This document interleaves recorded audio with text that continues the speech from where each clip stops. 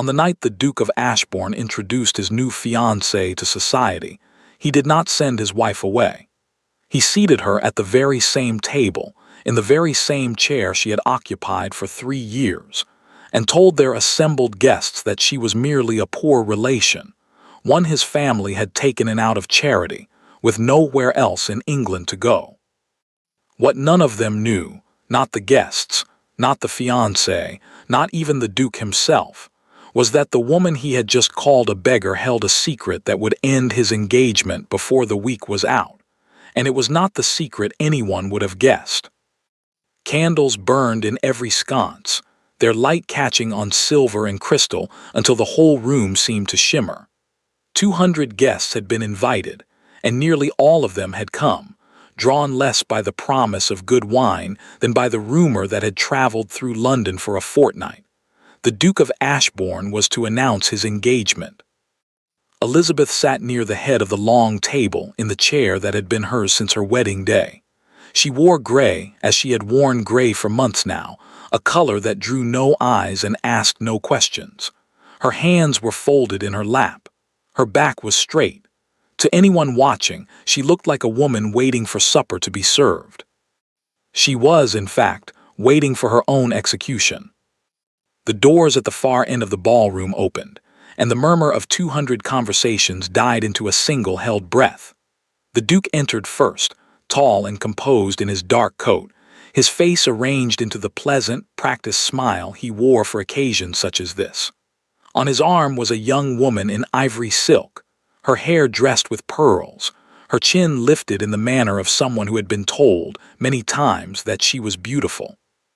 Lady Cassandra Whitmore.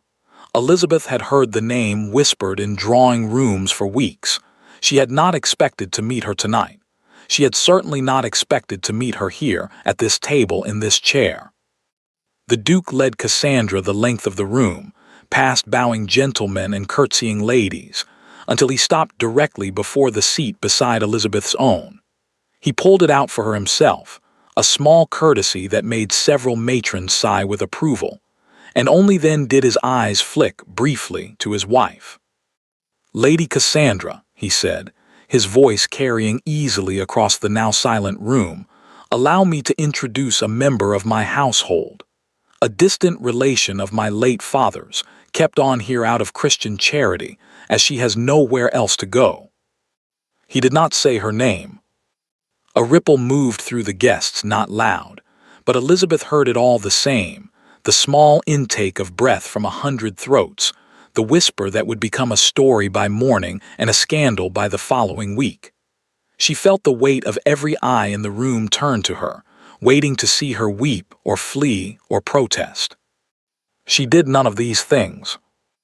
Elizabeth rose from her chair, smoothed the gray silk of her skirt, and dropped into a curtsy so correct, so perfectly measured, that even the Duke's mother, watching from across the room with a hand pressed to her throat, could find no fault in it. "Lady Cassandra," Elizabeth said, her voice even and clear, "welcome to Ashbourne House." Then she sat, folded her hands once more in her lap, and waited for the first course to be served, as though nothing at all had happened. Cassandra's smile faltered for the briefest moment, confusion, perhaps, or something closer to unease before the Duke leaned in to murmur something in her ear, and the smile returned, brighter than before. But across the table, an older woman in deep blue watched Elizabeth with an expression no one else in the room seemed to notice. It was not pity. It was not embarrassment on the family's behalf. It was something closer to fear. The Dowager Duchess had raised her son to be many things. A liar had never been one of them, not until tonight. And she alone, perhaps, understood what her son did not, that the woman he had just called a poor relation with nowhere to go was the only person in that room who could destroy him utterly, and had said nothing, done nothing, chosen instead to sit quietly at his table and wait.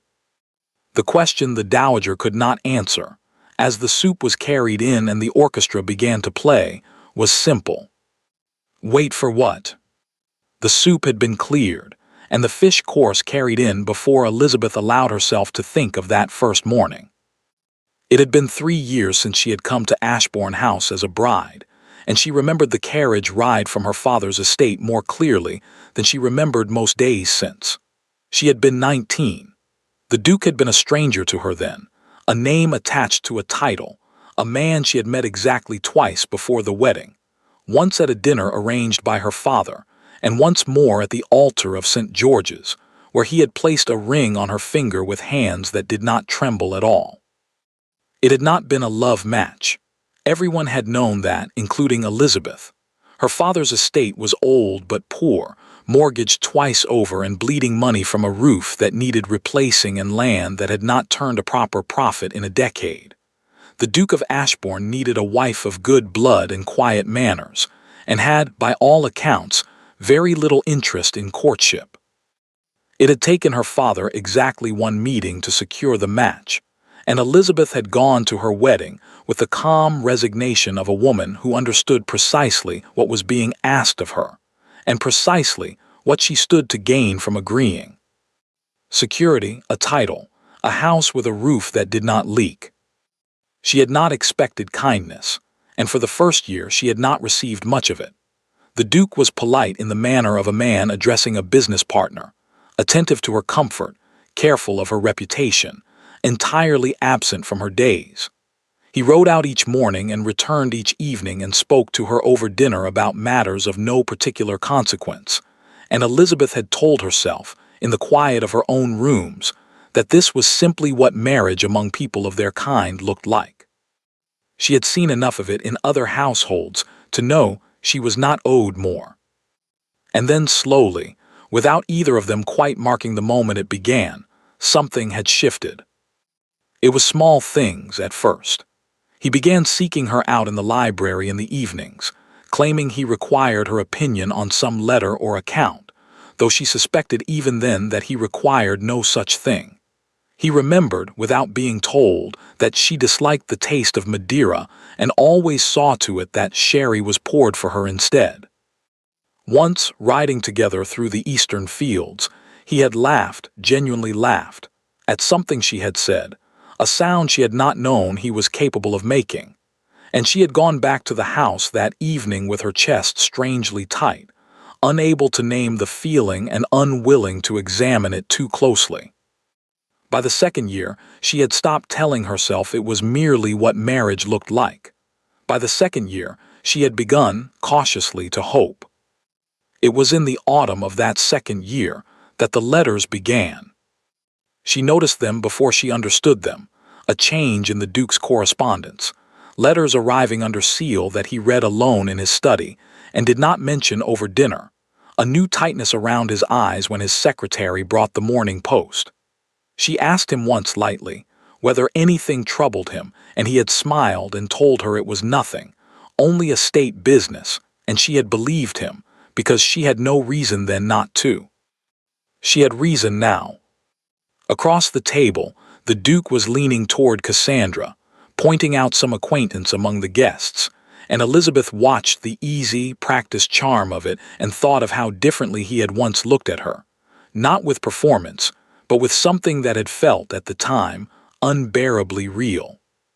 She thought of the last night he had come to her rooms, 8 months past now, and told her, without meeting her eyes, that there were things she did not understand about his obligations, about debts that were not his own making, about a promise made by his father before either of them had been born. She had asked him to explain. He had not. She thought of the morning after, when she had woken to find him already gone, and had known, the way a person knows a storm has broken before the first drop of rain falls, that whatever they had built together in those 2 quiet years was already ending, and had likely been ending for some time before she allowed herself to see it. She had not cried. She had told herself she would not give him the satisfaction of it, though there had been no one to satisfy but herself. What she had done instead in the weeks that followed was far more useful than tears, though she was careful that no one in that house, not the Duke, not his mother, not a single servant among the 50 who kept Ashbourne running, should ever suspect it. The footman refilled her glass. Elizabeth thanked him quietly and did not drink. Down the table, Cassandra Whitmore laughed at something the Duke had said, a bright, easy sound, and for the first time that evening, Elizabeth allowed herself something close to a smile. Let them have their supper, she thought. Let them have their laughter and their pearls and their 200 witnesses. She had waited 8 months already. She could wait a little longer. By the time the second course was cleared, the Dowager Duchess had heard enough whispered fragments around her to piece together what most of London already seemed to know about Lady Cassandra Whitmore. She was the only daughter of Sir Robert Whitmore, a man who had made his fortune not through land, as families of consequence were meant to, but through shipping, 3 vessels that had grown, over 20 years of careful and occasionally ruthless dealing, into a fleet of 11. It was new money, the kind that still made the old family's mouths tighten even as their hands reached for it, and Sir Robert had spent the better part of a decade trying to purchase with his daughter's marriage what his ships could not buy outright. A title old enough that no one would dare whisper the word trade in his presence again.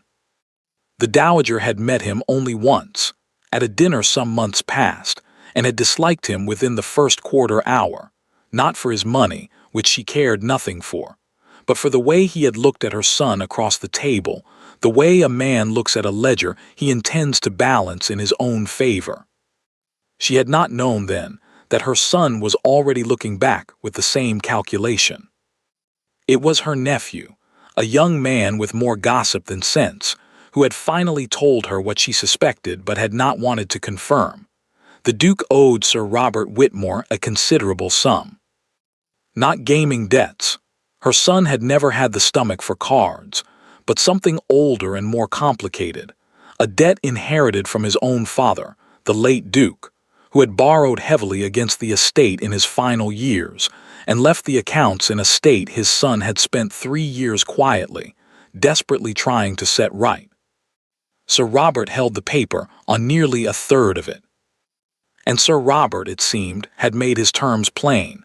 The debt would be forgiven in full the moment his daughter became a duchess. The Dowager set down her fork.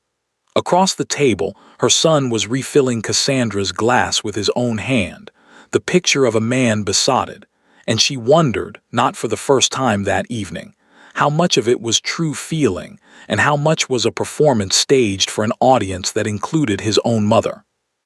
She did not think he loved the girl. She had watched him love once before in this very room across this very table, and she remembered what it had looked like, the particular quality of attention he had once paid his wife, the way his eyes had followed her when he believed no one was watching. She saw none of that now.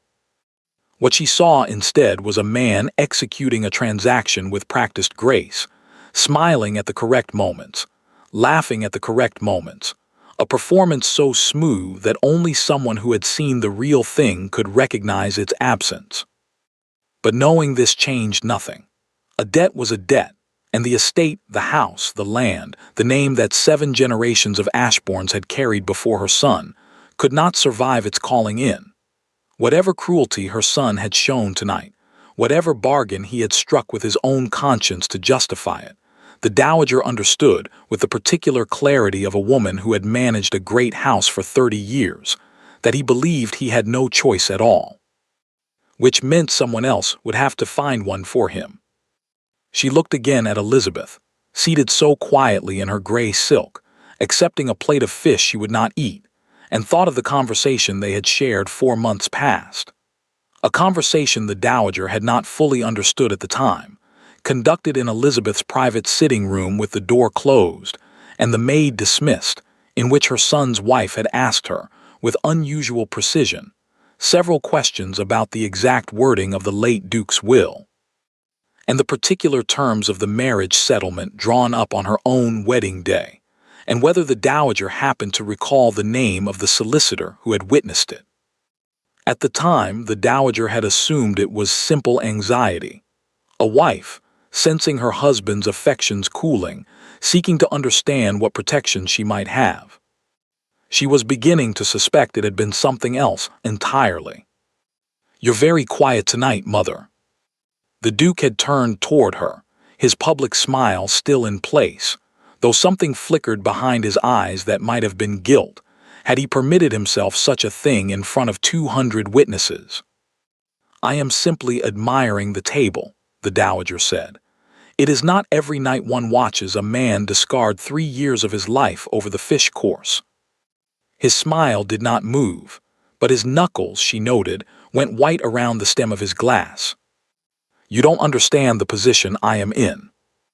"No," she agreed quietly, "but I begin to wonder if you understand it either." Down the table, Elizabeth had not touched her wine. Elizabeth had told exactly 2 people, and she had chosen both of them with great care.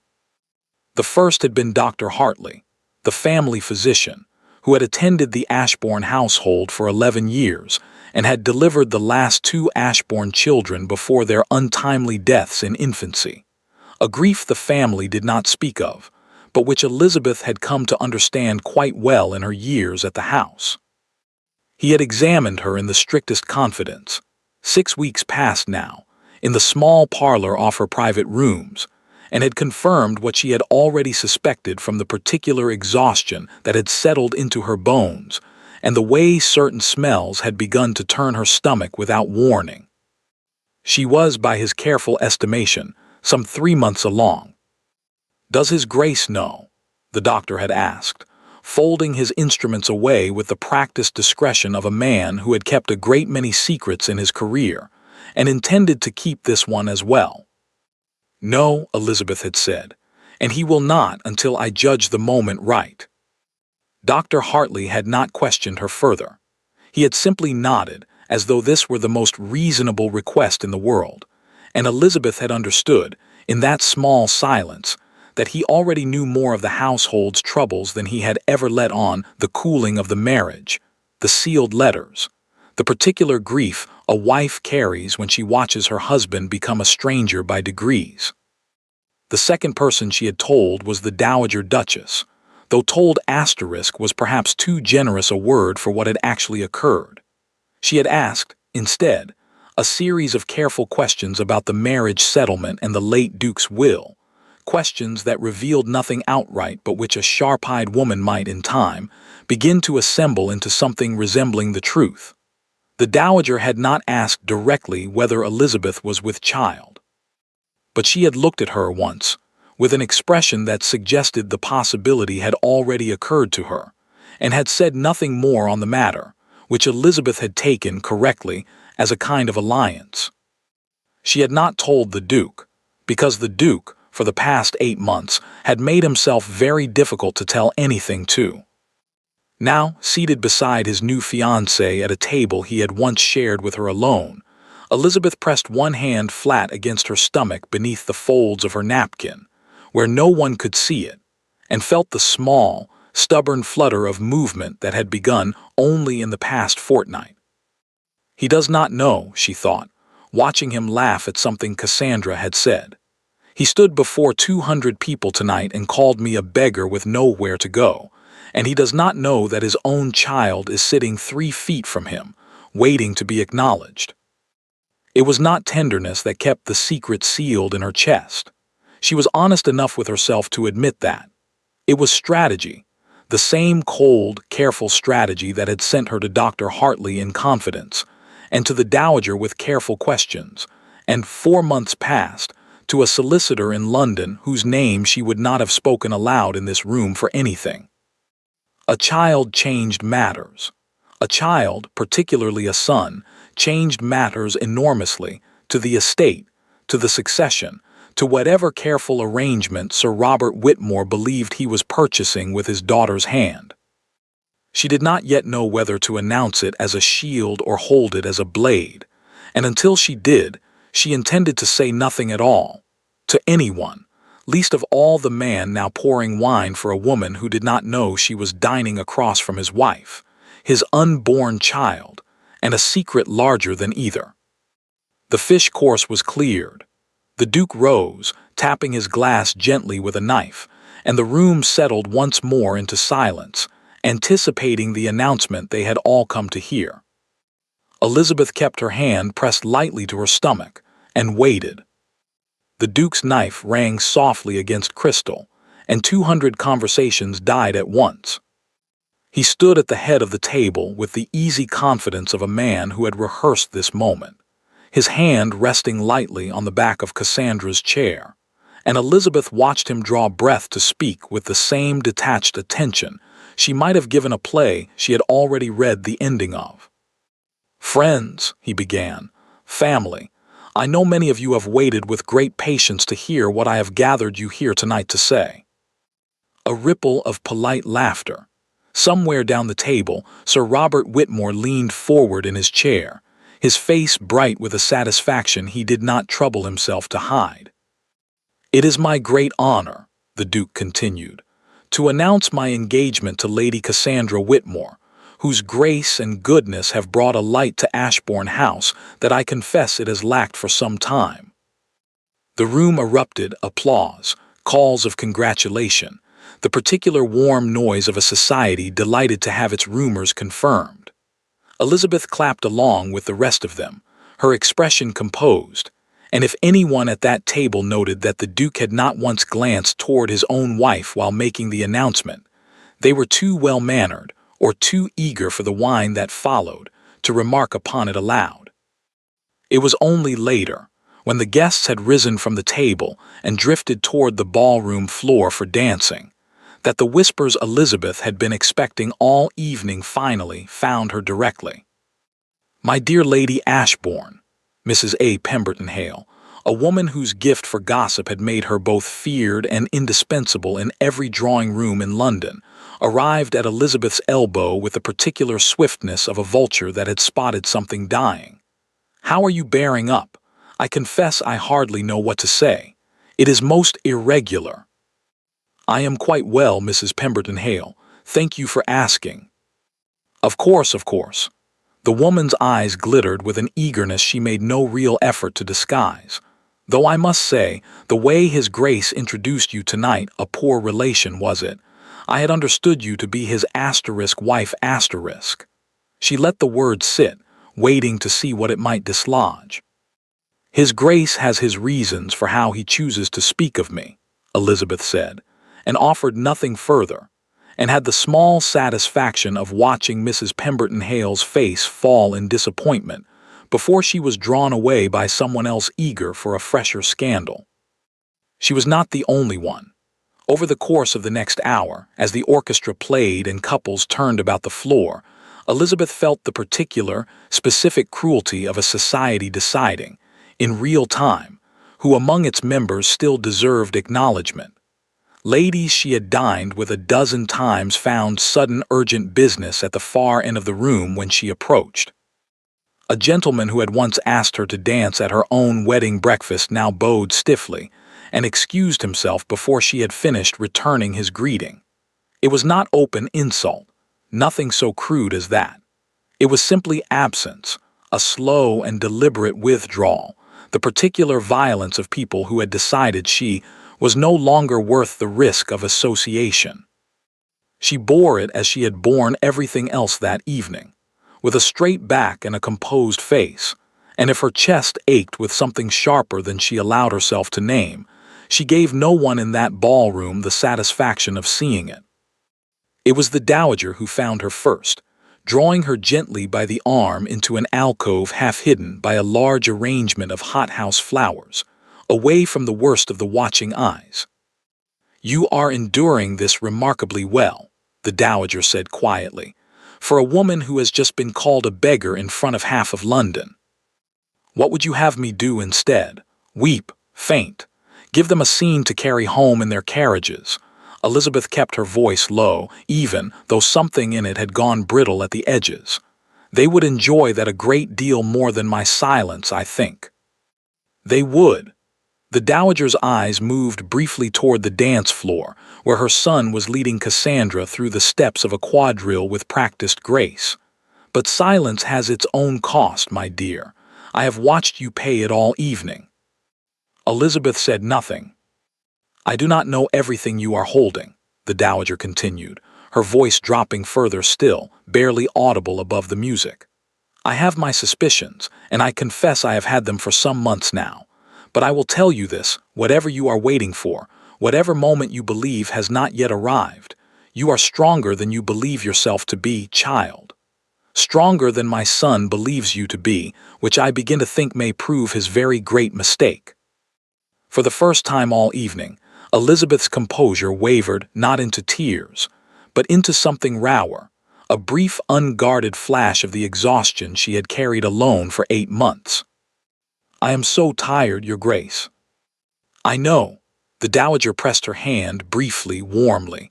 But you are not carrying it alone any longer, whatever it is. I hope you will remember that when the moment finally comes. Across the ballroom, near the refreshment table, Sir Robert Whitmore was deep in conversation with a man Elizabeth did not immediately recognize, a solicitor, judging by the leather folio tucked beneath his arm, though not one she had seen attend the family's affairs before. Sir Robert's voice was low, but something in his posture, the eager forward lean of a man closing a very satisfying deal, carried further than he perhaps intended. Once the settlement is signed, the debt is cleared entirely, you understand. My daughter will be a duchess by autumn, and Ashbourne's little difficulty with his father's creditors will trouble no one ever again. The solicitor murmured something Elizabeth could not hear. Sir Robert laughed, a short, satisfied bark of sound. The wife is no obstacle. The Duke has assured me the marriage will be dissolved quietly, on grounds that need not concern either of us. A woman of her circumstances has very little recourse, and even less family willing to make trouble on her behalf. Elizabeth went very still.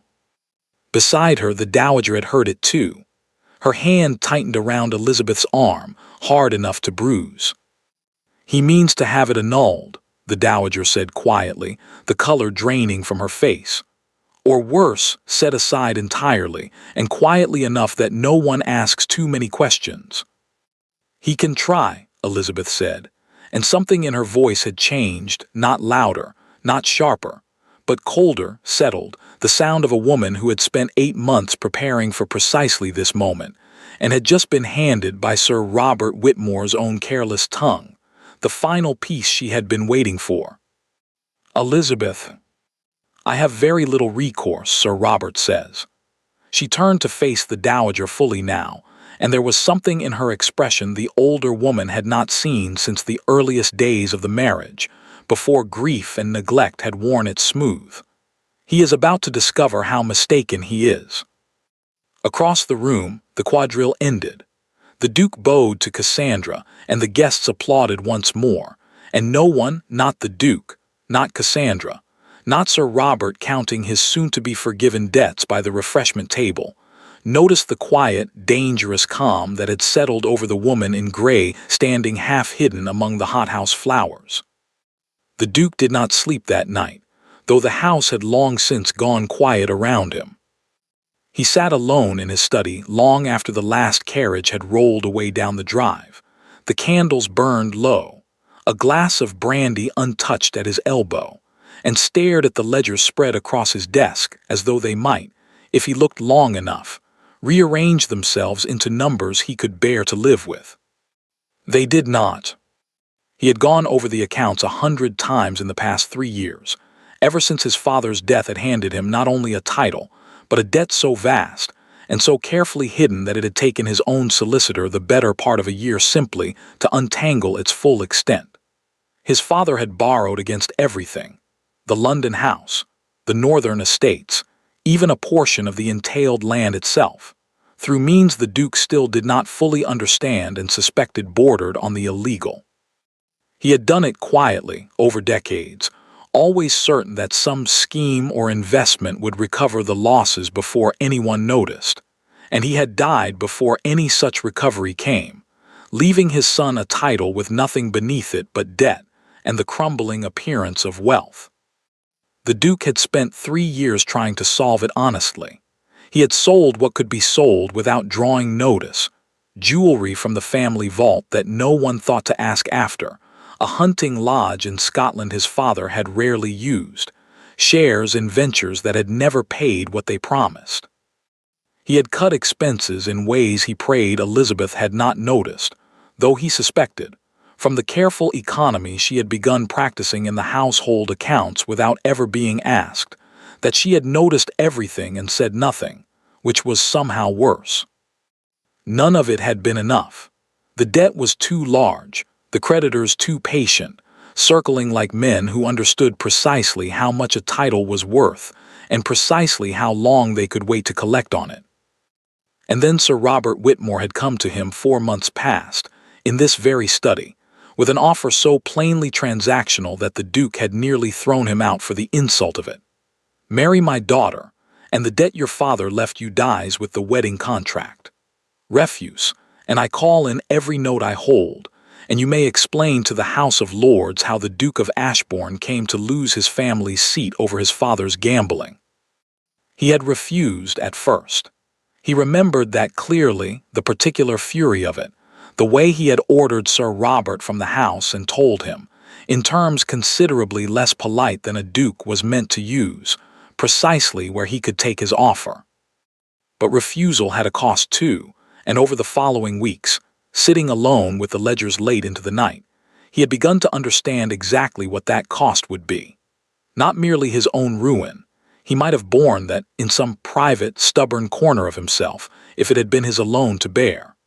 It was the 11 families whose livelihoods depended on the estate's tenant farms, families who had worked Ashbourne land for generations and would be turned out with nothing if the whole edifice collapsed. It was his mother, who would lose not only her home but the small dignity of her position, forced into some meager arrangement with distant relations who had never much cared for her. It was the servants, 50 souls, some of whom had served the family since before he was born, who would find themselves without position or reference in a city that offered little mercy to the unemployed. And it was Elizabeth. He had told himself in the earliest days of the arrangement that this was precisely why he was doing it, to protect her from a ruin she had not asked for and did not deserve, a woman who had come to this marriage in good faith and built, alongside him, something he had genuinely believed for a time might become real happiness. He remembered the particular quality of that happiness with a clarity that shamed him now, mornings in the library, the sound of her laugh across the breakfast table, the strange and unfamiliar peace of coming home each evening to someone who seemed, against all the arrangements of their families and the coldness of their beginning, glad to see him. He had thought in those quiet months of the second year that he had found something rare. He had begun, cautiously, to believe he might keep it. Then the letters had come, and the true scope of his father's debt had finally revealed itself, and he had understood that the choice before him was no longer between happiness and duty. It was between Elizabeth's ruin alongside his own, and Elizabeth's safety purchased through a betrayal he was not certain either of them would survive. He had chosen, he told himself, the second option because he loved her. He had told himself this so many times over the past 4 months that he had very nearly begun to believe it, that setting her aside quietly, before the full collapse came, before her name was dragged through every court and drawing room in London alongside his, was itself a kind of mercy. That a quiet annulment, a settled income, a small house in the country where she might live out her days in comfort and privacy, was preferable to watching her lose everything at his side in open ruin. He had told himself this in April when he first agreed to Sir Robert's terms. He had told himself this in June, when the marriage settlement for Cassandra was drawn up. He had told himself this an hour ago, standing before 200 guests, introducing his wife as a poor relation with nowhere else to go, because it was easier, infinitely easier than telling the truth, and watching Elizabeth's face while he did it. He had not expected her silence to undo him quite so completely. He had braced himself for tears. He had braced himself, if he was honest, for a scene, some outburst that would confirm what he had been telling himself for months, that she was already lost to him in every way that mattered, that the woman he had once loved had long since hardened into someone he no longer fully knew. He had not braced himself for the sight of her rising, smoothing her skirts, and offering Cassandra a curtsy so perfectly correct that it had felt, somehow, like the cruelest thing she could possibly have done. "Welcome to Ashbourne House." He had heard the words and felt something crack open in his chest that he had spent 4 months carefully sealing shut. The Duke poured the brandy he had been ignoring and drank it in a single motion, and told himself, as he had told himself every night for 4 months, that there was no other way, that the alternative, telling Sir Robert the arrangement was off, watching the man call in every debt at once, watching the estate collapse and his mother's home sold out from beneath her, and Elizabeth's own reputation dragged down alongside his own, was worse than anything he had done tonight. He almost believed it. What he could not explain to himself, sitting alone in the dying candlelight with the ledger still spread before him, was why, 4 months into an arrangement he had convinced himself was necessary, he still found himself listening for the particular sound of Elizabeth's footsteps in the corridor outside his study each evening. A habit from the good years from before that he had not yet managed to break, and was no longer certain he wanted to. A knock came at the door, quiet and hesitant. "Enter." It was not Elizabeth.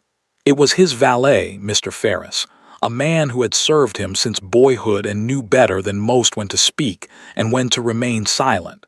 Tonight, it seemed, was an occasion for the former. "Forgive the hour, Your Grace. There is a matter I felt you ought to know of concerning the household staff." The Duke rubbed a hand across his tired eyes. "Go on." "It is the matter of Her Grace's correspondence, sir." Ferris hesitated, choosing his words with evident care. "Over these past months, she has received a number of letters bearing the seal of Grayson and Hollies, the solicitors, sir, in Lincoln's Inn. I would not ordinarily remark upon it, but the frequency has increased of late, and I understand from the housekeeper that Her Grace herself has twice traveled into London without informing the household of her purpose, on days when you yourself were away at the estate offices." The Duke set down his glass slowly. "Grayson and Hollies." "Yes, Your Grace, I believe." Ferris paused again, and something in his expression suggested the valet had weighed carefully whether this next piece of information was his to share at all. "I believe they are solicitors of some particular reputation, sir, concerning matters of inheritance and succession, primarily, not the sort of firm one engages for household affairs." The Duke sat very still. He thought of Elizabeth's careful economy these past months, the questions his mother had mentioned, almost in passing, regarding the terms of his father's will. He thought of the particular, unreadable calm with which she had risen tonight and curtsied to the woman he had chosen over her, as though she had been expecting this precise humiliation and had already decided, long before tonight, exactly how she intended to meet it. He had spent 4 months believing his wife had nothing left to lose, and therefore nothing left to fight with. He was beginning to understand, with a cold and rising dread that had nothing to do with Sir Robert Whitmore's debts, that he might have been catastrophically wrong. "Thank you, Ferris, that will be all." The valet bowed and withdrew, closing the door softly behind him, and the Duke sat alone once more in the guttering candlelight, staring not at his ledgers now but at the closed door, and beyond it, somewhere in the vast dark house, the quiet room where his wife slept, or did not sleep, with a secret he was only now beginning to suspect might undo everything he had spent 4 months so carefully building. Grayson and Hollies occupied a narrow, unremarkable building on the edge of Lincoln's Inn, the kind of address that drew no particular attention from the street and gave no indication of the sort of business conducted within, which was, Elizabeth had come to understand over the past 4 months, precisely its value. She had first come to their door in March, 6 weeks after the night the Duke had told her, without meeting her eyes, that there were obligations she did not understand and debts not of his own making. She had come alone, in a hired carriage rather than the Ashbourne coach, wearing a plain traveling cloak that drew no notice, and had asked to see Mr. Hollies specifically, having been given his name by a woman she trusted more than almost anyone else living. Her own late mother's sister, a widow who had spent 30 years quietly managing her own affairs after her husband's death and understood, better than most, precisely what a woman needed to know when the men around her began making decisions on her behalf. If you ever find yourself with nothing, her aunt had told her once, years before any of this began, find out first exactly what you are actually owed. Men rely on women not knowing the difference. Do not give them that advantage. Elizabeth had not expected, on her wedding day, ever to need such advice. She had needed it for 4 months now, and Mr. Hollis, a precise, quiet man with spectacles perpetually pushed up onto his forehead, had proven himself worth every guinea of his considerable fee. What he had uncovered, over the course of their meetings, was this. The late Duke of Ashbourne, her husband's father, had died leaving debts of a scale even the current Duke did not fully comprehend. Debts accumulated not merely through poor investment, as the family had always given out, but through a series of increasingly desperate borrowings against the estate over nearly 2 decades. Some of this the current Duke knew.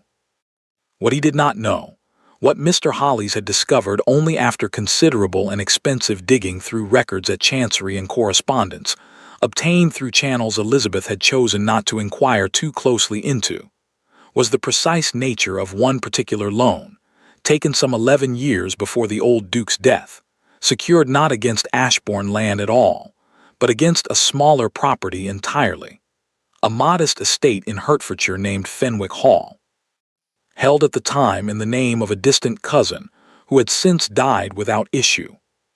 Fenwick Hall was unremarkable in every respect but one.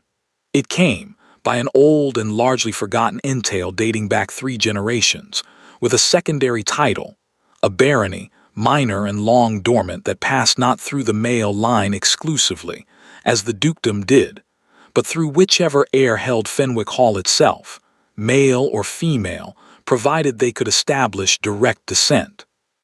The old Duke's cousin had died without issue. The barony and the small estate attached to it should by rights have passed to the next eligible descendant in the family line, a line that, as Mr. Hollis's considerable research had eventually established, ran not through the current Duke at all, but through his mother's side, through the Dowager Duchess. And through the Dowager Duchess, by a provision so obscure that even the family solicitors handling the old Duke's estate appeared not to have noticed it at the time, directly to Elizabeth herself, who had married into the family, yes, but who Mr. Hollis's research had revealed, almost as an afterthought buried in 3 generations of parish records, was herself a distant cousin of the Dowager's own line. A connection neither family had apparently thought significant enough to remark upon at the time of the marriage, arranged as it had been for far more practical reasons than genealogy. Elizabeth was not merely the Duke's wife. She was, by the tangled and largely forgotten laws of an entail drawn up before either of them was born, the rightful holder of Fenwick Hall and the barony attached to it, a barony that made her, in her own right, entirely independent of her husband's title or his goodwill, a peeress with land and income that belonged to her alone and could not be touched by any debt her husband's father had accumulated, any annulment her husband might seek, or any arrangement Sir Robert Whitmore believed he was purchasing with his daughter's hand. She had not believed it herself at first. She had sat across from Mr. Hollis in his narrow office in April, listening to him explain the entail's provisions in the careful, unhurried voice of a man accustomed to delivering news that upended lives, and had asked him twice to repeat himself, certain she had misunderstood. She had not misunderstood. "The claim is sound, Your Grace," Mr. Hollis had told her, using the address for the first time that day, though whether he meant it as Duchess or, more precisely, as Baroness in her own right, she had not been entirely certain. "It will require some formal process to establish a petition to the Committee for Privileges, most likely, given the age and obscurity of the entail. But the parish records are clear. The line of descent is documented, and I have found no competing claim. Fenwick Hall and the barony attached to it are yours by right, and have been since the death of the previous holder some 3 years past, which is to say, your grace, since very nearly the beginning of your marriage. 3 years. She had been entitled to this the entire time, and had not known it, and neither, she suspected, had anyone else, not her husband, not the dowager, not even the old Duke himself, who had likely borrowed against Fenwick Hall without the faintest notion that the small, unremarkable property he was using as collateral carried a title that would one day belong to his own daughter-in-law. She had spent the month since building the case in silence, meeting Mr. Hollies whenever her husband's absences allowed it, gathering the parish records and family documents his research required, watching the petition take shape with the same careful patience she had once reserved for embroidery, small, methodical stitches, invisible until the whole pattern finally emerged. She had told no one but the doctor, and, in careful fragments, the dowager, because she had understood from the very beginning that a secret held too loosely became a weapon in someone else's hands rather than her own. She had watched her husband's affections cool, had watched the arrangement with Sir Robert Whitmore take shape around her like a slow and deliberate siege, and had said nothing, done nothing that might alert him to the fact that his wife, the woman he had just introduced to 200 guests as a poor relation with nowhere else to go, held in her possession a title, an estate, and an income entirely independent of his own, along with a claim that, once formally established, would make any attempt to set her aside quietly, without scandal, without her full and willing consent, considerably more difficult than Sir Robert Whitmore appeared to believe. She was not merely his wife, waiting to be discarded. She was, within a matter of weeks, going to be Baroness Fenwick in her own right, and no entail, no marriage settlement, and certainly no arrangement between a duke and a shipping merchant's ambitious daughter, could touch what belonged to her by law and blood, whether her husband acknowledged her at his table or not. Elizabeth sat now at her writing desk in the small hours after the ball, the household finally quiet around her, and read once more through the letter Mr. Hollies had sent that very afternoon, delivered, with careful discretion, through the housekeeper rather than the front door, precisely as they had arranged, informing her that the petition was, at last, ready to be filed, that the claim, upon review by the committee, was, in his considerable professional judgment, all but certain to succeed, that within perhaps 6 weeks, perhaps less, she would hold a title that belonged to no one but herself. She thought of her husband, 3 months from now, at whatever ceremony he intended to hold with Cassandra Whitmore, discovering that the wife he had discarded so publicly, so carelessly, had become, in the eyes of the law and the House of Lords both, someone considerably harder to dismiss than a poor relation with nowhere to go. She thought of Sir Robert Whitmore, congratulating himself by the refreshment table over a debt he believed already forgiven, unaware that the woman he had dismissed as asterisk no obstacle held, in a locked drawer of her writing desk, the means to unravel every careful arrangement he had built. She pressed a hand once more to the small, stubborn curve of her stomach, and for the first time in 8 months, allowed herself something that was not quite a smile, but was, perhaps, its earliest beginning. Let him choose his bride, she thought. Let him seat her at my table and call me a beggar before all of London. He has no notion yet of precisely who he has chosen to discard. Outside her window, the last carriages of the night were finally pulling away down the drive, and somewhere below in his study, she knew without needing to see it, her husband would still be awake, staring at ledgers that held only half the truth of what he stood to lose. The morning after the ball, while the Duke slept fitfully for the first time in hours, and Elizabeth sat composing a careful letter to Mr. Hollies confirming the petition's filing, Cassandra Whitmore stood before her mirror in her father's house on Grosvenor Square, and studied her own reflection with an expression that would have surprised nearly everyone who had watched her laugh so easily at the Duke's table the night before. She did not look like a woman celebrating her engagement. Her maid, Susan, had been dressing her hair for the better part of 20 minutes and had said nothing, sensing correctly that her mistress's silence was not the comfortable sort. Cassandra had said very little since returning from Ashbourne House the previous night, had allowed her father to crow over the evening's success, had accepted his congratulations and his assurance that the marriage settlement would be finalized within the fortnight, had gone to her rooms and sat alone by her window for the better part of an hour before finally permitting Susan to help her undress. She was thinking, now, as she had been thinking then, of the woman in gray. Cassandra had been raised, from her earliest years, to understand precisely what her father wanted from her marriage, and precisely what it would cost her to provide it. She had been educated not toward affection, but toward advancement, dancing masters, elocution tutors, a governess specifically engaged to correct the small provincial roughness her father feared might betray their newer fortune in a drawing room.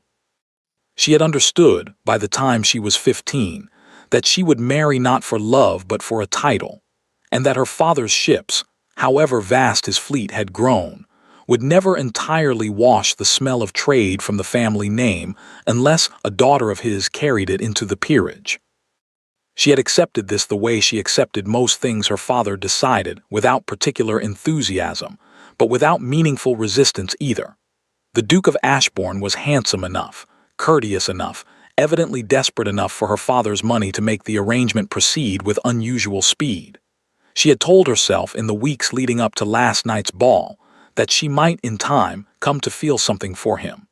Affection grew in stranger soils than this, she had heard other women say. She had been prepared to wait for it. What she had not been prepared for was the sight of his wife rising from that chair with such perfect, devastating composure, offering a curtsy so correct it had felt, even to Cassandra, watching from 3 feet away, like a rebuke aimed directly at her. "Welcome to Ashbourne House." She had smiled through it, because her father's eyes had been on her, and because 200 guests had been watching to see how she would respond, and because she had been trained since childhood never to let her face show what she actually felt. But she had gone home unable to shake the particular, unsettling sense that she had witnessed something in that ballroom that the rest of the room had entirely misread, that the woman in gray had not been humiliated at all. Not really. Not in any way that touched the thing that actually mattered, and that whatever calculation had produced that perfect curtsy was still unfolding, somewhere out of sight, toward an end Cassandra could not begin to guess at. She had asked her father, on the carriage ride home, whether he was entirely certain the Duke's marriage could be dissolved as cleanly as he had promised. Sir Robert had laughed and told her not to trouble her pretty head over legal matters, best left to men who understood them. Cassandra had not found the answer reassuring.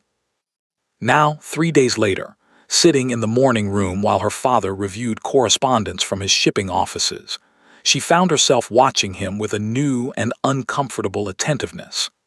The particular alertness of a woman who had spent her whole life being managed by a man she was only now beginning to suspect had been managing considerably more than she understood. "Father," she set down her needlework, "I should like to understand the terms of the settlement more fully, if you would permit it." Sir Robert did not look up from his letters. "There is nothing for you to trouble yourself with, my dear. The lawyers have seen to everything. I am the one marrying him. I think I am entitled to understand what I am marrying into." Something in her tone must have caught his attention, because he finally set down his pen and regarded her with the particular narrow assessment he usually reserved for business associates he suspected of dealing with him in bad faith. "You are marrying a duke, Cassandra, a title older than half the peerage. What more do you require to understand?" "I should like to understand," she said carefully, "what becomes of his current wife. He said last night she was a poor relation, but I have heard 3 separate women whisper that she was his duchess these past 3 years, and no one seems entirely able to explain to me why a duke would introduce his own wife to 200 guests as a beggar, unless he intended something rather more permanent than an ordinary separation. Sir Robert's jaw tightened, the smallest fraction, before his expression smoothed back into its usual confident ease. The arrangement is being handled discreetly, on grounds that need not concern either of us. She will be settled comfortably in the country. The Duke has assured me she has no family of consequence to object, and no means to make the matter difficult. And if she does object, she will not. Sir Robert's voice carried the particular finality of a man who did not care to be questioned further. A woman in her position has no recourse, Cassandra. No fortune of her own, no powerful relations, nothing but whatever small settlement the Duke chooses to offer her out of Christian charity. She will accept what she is given, because the alternative is considerably worse, and she is not so foolish as to fail to understand that. Cassandra thought again of the curtsy, perfectly correct, perfectly composed, offered by a woman who had looked, in that single unbearable moment, considerably less like someone accepting her ruin than someone patiently waiting for something else entirely. You seem very certain of a great many things about a woman you have never met, Father. I am certain, Sir Robert said, returning his attention to his letters with the air of a man closing a conversation he had grown tired of what any sensible person would be certain of. Now, if you have finished troubling yourself over matters that do not concern you, I have business to attend to.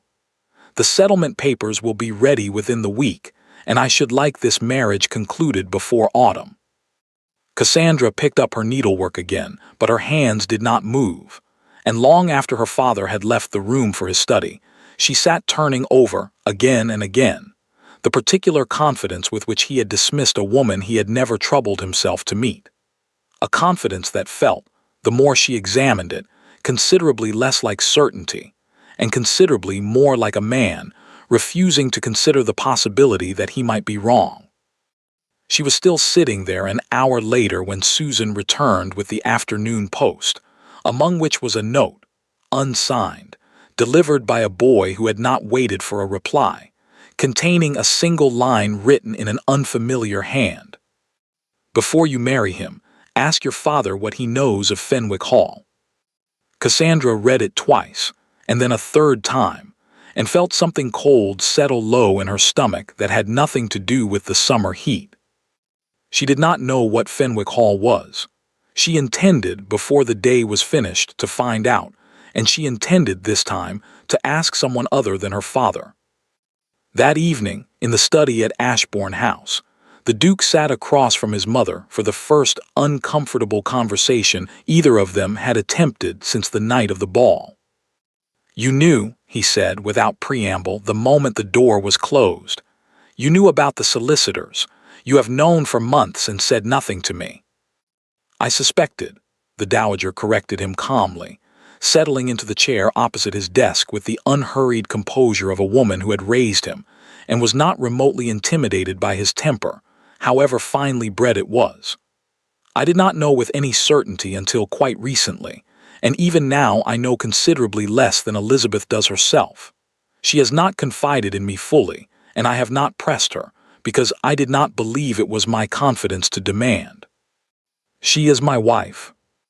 She is, the Dowager agreed, which you seem to have forgotten rather thoroughly 3 nights ago, when you introduced her to 200 guests as a poor relation with nowhere to go.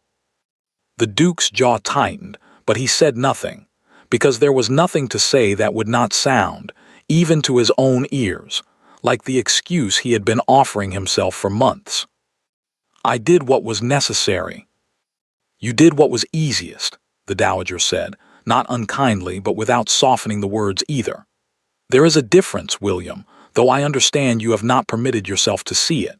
You have spent 4 months telling yourself that setting Elizabeth aside quietly was an act of mercy, that you were sparing her a worse ruin by ending things before Sir Robert's debt collection made a public spectacle of the family.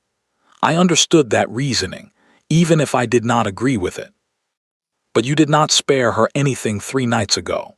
You humiliated her in front of the very society whose good opinion she will need for whatever comes next, and I begin to think you did it not for her sake at all, but because it was easier than facing what you actually feel and have felt for months, which is guilt.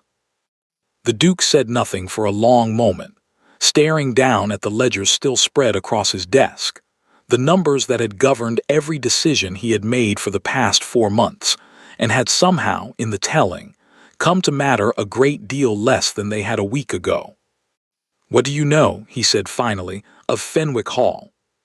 Something shifted in the Dowager's expression, not surprise exactly, but the particular stillness of a woman recalculating a great deal very quickly. "Where did you hear that name?" "Ferris. He mentioned solicitors' letters, correspondence Elizabeth has kept from me for months. I made some inquiries of my own today, quietly, through my own man of business. Fenwick Hall was mortgaged against my father's debts 11 years ago. I know nothing further than that. The records were curiously difficult to obtain, though my solicitor tells me he expects to have a fuller account within the week."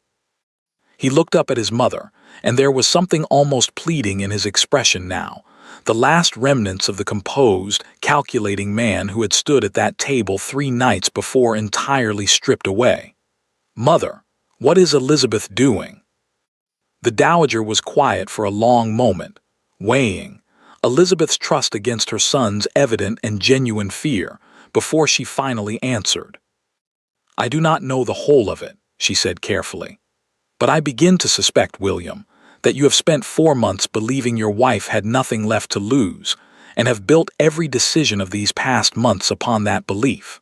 I would advise you, very strongly, to consider the possibility that you were wrong, and to consider it before Sir Robert Whitmore's daughter discovers whatever it is you have not yet discovered yourself."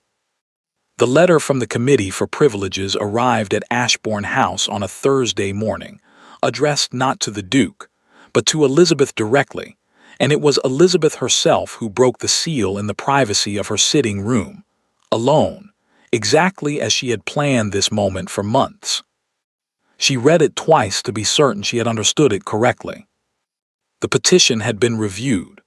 The claim had been examined against parish records, family documents, and the original terms of the entail, and the committee had found, unanimously and without any competing claim to complicate the matter, that Elizabeth, formerly of no title beyond that granted her by marriage, was indeed the rightful and legal holder of the barony of Fenwick, and of Fenwick Hall itself, effective from the date of the previous holder's death some 3 years past. She was, as of this letter, Baroness Fenwick in her own right. She sat with the letter in her lap for a long while, in the quiet of her sitting room, feeling the particular strange weight of a thing she had worked toward for so many months finally becoming real. It did not feel, she noted with some surprise, like triumph exactly. It felt like the ground finally settling beneath her feet after 4 months of standing on something she had not been entirely certain would hold. She had not decided, even now, precisely what she intended to do with it. The decision was made for her 3 days later, when news of the barony reached London society by a route Elizabeth had not anticipated and had certainly not arranged. Not through any indiscretion of her own or Mr. Hollies's, but through the committee's own clerk, whose wife happened to sit on the same charitable committee as Mrs. Pemberton Hale, and who mentioned the matter, entirely innocently, over tea one Tuesday afternoon, never imagining the speed with which the information would travel from that drawing-room to every other drawing-room in London, within a matter of days. By Friday, it was the only subject anyone in society appeared able to discuss. "Did you hear the Duke of Ashbourne's own wife, the one he called a poor relation at his engagement ball, holds a barony in her own right, quite independent of him, has held it these 3 years and no one troubled themselves to ask, and Sir Robert Whitmore's daughter is set to marry into a family whose Duke has been trying to discard a peeress of the realm as though she were nothing at all." Elizabeth heard the first version of the rumor from her own maid, who had heard it from a footman, who had heard it from a coachman who had carried Mrs. Pemberton Hale to 3 separate houses that same afternoon. By evening, it had reached the dowager, who came to Elizabeth's sitting room with an expression caught somewhere between vindication and alarm. "It is out," the dowager said without preamble, closing the door behind her. "The whole of London knows by now or will by morning. I do not know how, but it is out, and I fear it did not come from any source you or I controlled." "No," Elizabeth agreed quietly. "It did not. I had intended to wait until the formal announcement, once the title was fully recorded and the settlement with Sir Robert already broken on other grounds.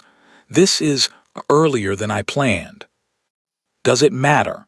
The truth is the truth regardless of when it is told."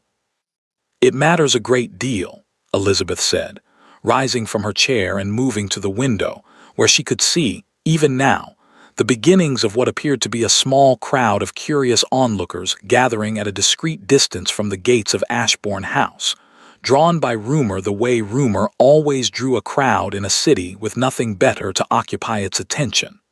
"A revelation I control is a weapon. A revelation that arrives before I am ready is simply chaos, and chaos can turn against you as easily as for you, if you are not careful how you meet it." She was still standing at the window when the knock came at her door, not a servant's knock, but the particular, uncertain rhythm of someone who had not entered this room in months and had forgotten, perhaps, the right of it. "Elizabeth," the Duke's voice, muffled through the door, carried none of its usual composure. "Please, I must speak with you." The dowager looked at Elizabeth, a question in her eyes. Elizabeth considered the door for a long moment, and then nodded once, and the dowager rose and let herself out through the adjoining dressing room, leaving husband and wife, for the first time in 8 months, entirely alone. The Duke entered slowly, and Elizabeth was struck in the low evening light by how little he resembled the composed, confident man who had stood at the head of his own table 3 weeks before. He looked, she thought, considerably older than his years and considerably more uncertain than she had ever seen him, even in the earliest, coldest days of their marriage, when he had at least possessed the armor of indifference to hide behind. "It's true, then," he said, "Fenwick Hall, the barony." "Yes." "For how long have you known?" "Since April." She kept her voice level, though something in her chest had begun, unwillingly, to ache at the sight of him standing there, stripped of every performance she had watched him give for months. "I have spent 4 months building the case in silence, Your Grace, while you spent 4 months building an entirely different case for setting me aside. I did not think either of us owed the other very much honesty by that point." He flinched visibly at the title Your Grace asterisk, the formal address of strangers, where once she had called him William in the good years before the letters came. "I never wanted to hurt you." "I believe that may even be true," Elizabeth said, and there was no cruelty in it, only a tired, aching honesty that seemed to cost her something to give. "I believe you convinced yourself, over these past months, that setting me aside quietly was the kinder path, that you were sparing me some worse ruin by ending things before your father's debts collapsed everything around us both. I do not doubt the sincerity of that belief, William. I doubt only whether it was ever the truth, or simply the story that let you sleep at night while you did what was easiest." "It was not easy." His voice had gone rough. "Nothing about any of this has been easy. I have not slept properly in months. I have watched you sit at my table with a composure I did not deserve and could not understand, and told myself it was because you no longer cared enough to fight, and I have hated myself for believing that, and hated myself more for not knowing how to stop what I had already set in motion. You could have told me the truth, from the beginning, instead of sealed letters and silence and a wife left to guess at her own ruin from fragments and rumor." "I was afraid," he said, and it seemed to cost him something considerable to admit it. "Afraid of what telling you the truth would mean, that I had failed you, failed this family, failed everything my father left in my care. It was easier to let you believe I had simply stopped loving you than to admit I loved you still, and could see no way to save either of us from what my father's debts demanded. Elizabeth was silent for a long moment, searching his face for the performance she had watched him give so skillfully for months, and found, for the first time since the letters began, something that looked instead like the truth. "You called me a beggar," she said quietly, "in front of 200 guests. You told them I had nowhere else to go." "I know. Do you understand what that cost me? Not the money, William. Not even the humiliation, though God knows there was enough of that to spare. What it cost me was watching you decide, alone, without a single word to me, that I was something to be managed rather than someone to be trusted. After everything we built in those good years, when I believed, foolishly perhaps, that we had built something real between us. It was real." He crossed the room toward her, stopping only when the distance between them had closed to something that felt, suddenly, unbearably small. "Elizabeth, it was the only real thing I had left by the end. Everything else, the debts, the arrangement with Whitmore, the performance I gave at that table, none of it was real. You were the only true thing in any of it, and I was too much of a coward to say so before I had already destroyed whatever chance we had of surviving this together." Outside, the crowd at the gates had grown larger, and somewhere in the house below, Elizabeth could hear the particular commotion of a great many voices arriving at once. A commotion that resolved itself, a moment later, into the unmistakable sound of Sir Robert Whitmore's voice raised in the front hall, demanding to see the Duke immediately, and beneath it, fainter but unmistakable, the sound of Cassandra Whitmore's voice as well, sharper and more urgent than Elizabeth had yet heard it. The Duke closed his eyes briefly, as though bracing himself for what waited below. "They have heard, then." "It seems all of London has heard," Elizabeth said. "The question now, William, is what you intend to do about it, and whether whatever you intend still involves the woman currently shouting in your front hall, or whether it involves, at last, the truth." He looked at her for a long moment, and something settled in his expression, not the performed confidence of the man at the head of the table, but something steadier, more resolved, the particular clarity of a man who had finally run out of room to keep telling himself a comfortable lie. "Come downstairs with me," he said. "Please. Whatever I say to them, I would rather say it with you beside me than have you hear it second-hand from the servants, as you have heard everything else these past months." Elizabeth studied him for a long moment, the exhaustion in his face, the genuine fear beneath it, the particular quality of a man asking, for the first time in months, not for her silence but for her presence. "Very well," she said finally, and reached for the shawl draped across her chair, her hand steady even as her heart, for the first time in 8 months, had begun to beat with something that was not quite dread. "But I will tell you now, William, so that there is no further misunderstanding between us. I do not go down those stairs as a poor relation with nowhere else to go. I go down as Baroness Fenwick, and whatever is decided in that hall tonight will be decided with that fact fully understood by everyone present, Sir Robert Whitmore included. Something that might, in gentler circumstances, have been the beginning of a smile touched the corner of the Duke's mouth. "I would expect nothing less," he said, and offered her his arm, and after a moment's hesitation, the first hesitation of the entire evening, Elizabeth took it, and together they went down to face what waited in the hall below. The front hall of Ashbourne House had never held quite so much fury in so small a space. Sir Robert Whitmore stood near the center of it, his usual polished composure entirely abandoned, his face flushed dark with a temper Elizabeth suspected he rarely permitted anyone to witness. Cassandra stood several feet apart from him, near the base of the staircase, and it was her posture, more than her father's shouting, that Elizabeth noticed first, arms crossed, chin lifted, the particular stillness of a young woman who had clearly already decided something and was waiting only for the opportunity to say it. "Is it true?" Sir Robert demanded the moment the Duke appeared on the stairs, Elizabeth beside him. "This absurd rumor running through every drawing room in London, that your wife holds some barony, some claim independent of you. Tell me plainly, Ashbourne, before I have my solicitors tear this fiction apart at the seams." "It is not fiction," Elizabeth said, before the Duke could answer, and descended the final steps to stand level with them both, her voice carrying with the same calm clarity it had held 3 weeks before, when she had risen from her chair and offered Cassandra a curtsy that the entire room had misread. "I hold the barony of Fenwick in my own right, Sir Robert, confirmed by the Committee for Privileges as of this week, independent of any title or arrangement belonging to my husband. I would be glad to have my solicitor, Mr. Hollies of Grayson and Hollies, produce the full documentation for your own solicitor's review at your earliest convenience."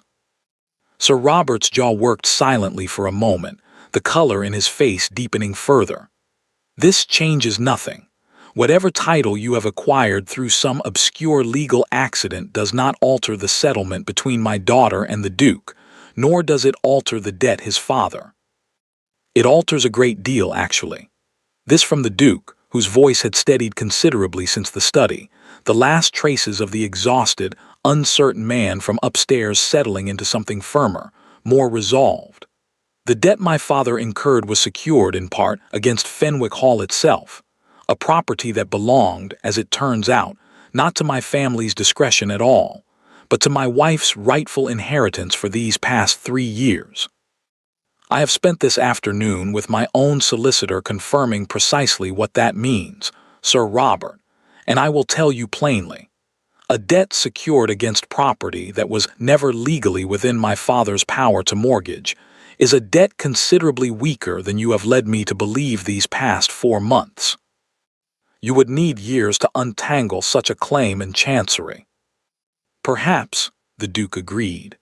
"Or perhaps my wife's solicitor, who I understand has been remarkably thorough these past months, has already begun exactly that process quietly, while the rest of us were occupied with rather more public matters.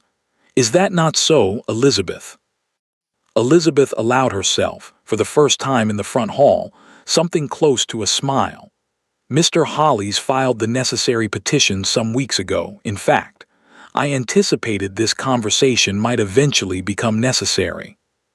Sir Robert's mouth opened and closed once, the particular expression of a man who had built an entire strategy upon information, now revealed to be badly, perhaps catastrophically, incomplete.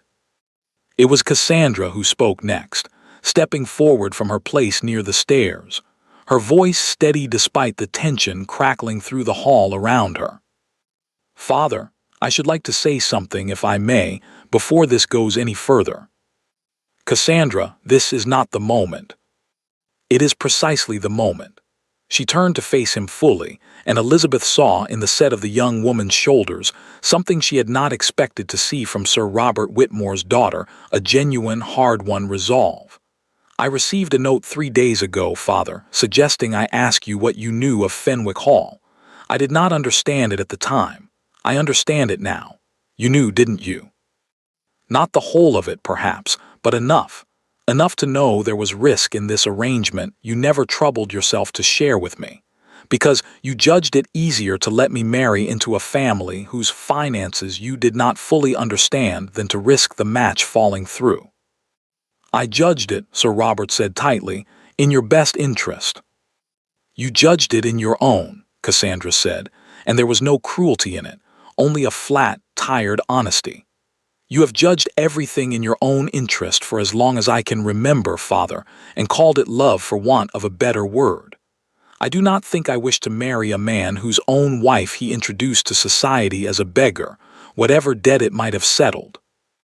I do not think, in fact, that I wish to be party to any arrangement built upon that particular cruelty, regardless of how it resolves." The hall had gone very quiet. Even Sir Robert, for the first time since Elizabeth had entered the room, seemed to have nothing immediately ready to say. "Cassandra," the Duke began, something like genuine remorse in his voice. None of this was your doing. Whatever cruelty was shown that night, the fault was mine, not yours, and I am sorry for whatever part you have played in it without ever fully understanding the whole. I know it was not entirely my doing, Cassandra said, but I have watched, these past weeks, a woman endure a public humiliation with more grace than I believe I could have managed in her place, and I find I have very little appetite left for marrying into whatever arrangement made that cruelty seem necessary. Whatever debts remain to be settled between you and my father, your grace, I believe they will have to be settled without me. Sir Robert began to protest. Something about contracts, about the settlement already drawn, about obligations that could not simply be abandoned on a young woman's sentiment. But Cassandra had already turned toward the door, and something in her bearing suggested the argument, whatever form it took, would not change her mind. "Send the papers to my solicitor if you wish to pursue a breach of contract, father," she said, not unkindly, but with a finality that silenced him more effectively than shouting might have. "I find I would rather face whatever consequence that brings than spend the rest of my life in a house built upon another woman's ruin." She left without waiting for his answer, and after a long, furious moment, Sir Robert followed her out, still protesting, his voice fading as the front door closed behind them both, leaving the hall in a silence that felt, after everything, almost unbearably loud. The Duke exhaled slowly, some of the tension leaving his shoulders for the first time in what Elizabeth suspected had been months. "It is not fully resolved," he said quietly, turning to her. "The debt itself, the questions around Fenwick Hall's mortgage, the settlement now broken with Whitmore entirely, there is still a great deal to untangle, and I will not pretend otherwise." "No," Elizabeth agreed, "there is. But it is resolved enough, I think, to ask you something I have not earned the right to ask, after everything these past months." He turned to face her fully, and there was none of the composed performance left in him now, only the plain, unguarded uncertainty of a man asking a question he genuinely feared might be refused. "Is there any way back from what I have done to you, Elizabeth? Any path toward the thing we had before the letters, before the debt, before I let fear convince me that cruelty was somehow kinder than honesty?" Elizabeth was quiet for a long moment, weighing the question with the same careful deliberation she had given every decision of the past 8 months. The doctor, the solicitor, the careful silence she had maintained through humiliation and rumor, and a public cruelty she was not yet certain she had fully forgiven. "I do not know yet," she said finally honestly. "I know that I am carrying your child, William, a fact I have not yet told you and probably should have told you months ago, and that alone means we cannot simply walk away from each other, whatever else remains unresolved between us." The Duke went very still, something breaking open in his expression that had nothing to do with debts or titles or the arrangement so recently and publicly unraveled in his own front hall. "A child. Due in the winter." Elizabeth watched his face carefully, searching for whatever truth remained beneath the shock. "I kept it from you because I did not trust, these past months, what you might do with the knowledge, whether it would soften your resolve toward Whitmore's arrangement, or simply become another piece to be managed alongside the rest. I am not yet certain I was wrong to wait." "You were not wrong." His voice had gone rough again, though this time it seemed to carry something closer to wonder than guilt. "Elizabeth, I have given you every reason these past months to trust me with nothing at all. I do not ask you to trust me now because I believe I have earned it. I ask only for the chance to begin earning it, slowly, honestly, however long it takes starting today, if you will permit it." Elizabeth looked at him for a long moment. This man she had married as a stranger and grown, against every sensible expectation, to love in the quiet years before fear and debt had unmade them both, and found, beneath the exhaustion and the anger and 8 months of carefully guarded grief, something that had not entirely died after all. "Slowly," she said finally, "honestly, those are fair terms, William, I will hold you to them. Outside, the crowd at the gates had begun, at last, to disperse, the evening scandal already traveling toward its next telling in drawing rooms across London. The Duke, who had called his wife a beggar, and discovered, before the week was out, that she was a baroness in her own right, carrying his child, and considerably harder to discard than he had ever imagined. But in the quiet of the front hall, none of that mattered nearly as much as the small, tentative space now opening between two people who had spent 8 months becoming strangers, and had just begun, however uncertainly, to find their way back. 1 year later, the christening of Lady Margaret Ashbourne took place on a bright October morning, in the same small chapel at Ashbourne House where her parents had married 4 years before, and the pews, for the first time in longer than the Dowager Duchess could easily remember, were full not out of obligation or curiosity, but out of genuine affection. Elizabeth stood near the font in deep green silk, a color she had not worn in over a year, and had chosen deliberately that morning, a quiet private marker of how far she had come from the gray she had once worn like armor. Beside her, the Duke held their daughter with a careful, unpracticed tenderness that had, over the past months, become considerably more practiced, and considerably less careful, as fatherhood settled into him in ways neither of them had entirely anticipated. The past year had not been simple. Untangling the debt from Fenwick Hall's improper mortgage had taken the better part of 8 months and no small amount of Mr. Hollies's considerable patience. But the resolution, when it finally came, had left the estate not merely solvent but stronger than it had been in a decade. The barony's own modest income folded carefully into the family's recovering fortunes.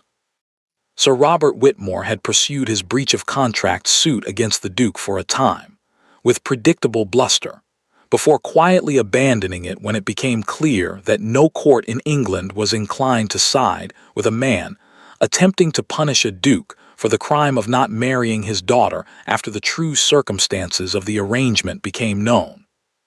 Cassandra, Elizabeth had heard through the careful channels of London gossip, had married the following spring, not a title this time, but a barrister of modest fortune and evidently genuine affection, a match her father had opposed loudly and in the end been unable to prevent. As for the marriage that had nearly ended in that ballroom a year ago, it had not simply resumed where it left off, as though 8 months of cruelty and silence could be undone by a single conversation in a front hall. Elizabeth had insisted on that much. In the weeks that followed, that trust rebuilt slowly was worth considerably more than forgiveness granted too easily, and William, to his credit, had never once asked her to hurry the process.